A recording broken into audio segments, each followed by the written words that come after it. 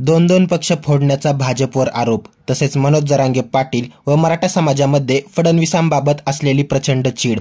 या दोन गोष्टी भाजपच्या त्या 17 उमेदवारांना लोकसभा निवडणुकीत थेट डेंजर झोनमध्ये घेऊन जात आहे.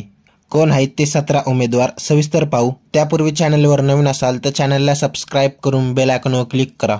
रावसाहेब दानवे जालना लोकसभा मतदारसंघ, कपिल पाटील भिवंडी लोकसभा मतदारसंघ, पियुष गोयल मुंबई उत्तर लोकसभा मतदारसंघ, हिना गावित नंदुरबार लोकसभा मतदारसंघ, डॉक्टर सुभाष भामरे धुळे लोकसभा मतदारसंघ, स्मिता वाघ जळगाव लोकसभा मतदारसंघ, अनुप धोत्रे अकोला लोकसभा मतदारसंघ, रामदास तडस वर्धा लोकसभा मतदारसंघ, भारती पवार दिंडोरी लोकसभा मतदारसंघ, सुधीर मुनगंटीवार चंद्रपूर लोकसभा मतदारसंघ, प्रतापराव चिखलीकर नांदेड लोकसभा मतदारसंघ, सुजय विखे पाटील अहमदनगर लोकसभा मतदारसंघ, रक्षा खडसे रावेर लोकसभा मतदारसंघ, मिहीर कोटेचा मुंबई उत्तर पूर्व लोकसभा मतदारसंघ, रणजित सिंह निंबाळकर माढा लोकसभा मतदारसंघ, संजय काका पाटील सांगली लोकसभा मतदारसंघ, सुधाकर शृंगारे लातूर लोकसभा मतदारसंघ.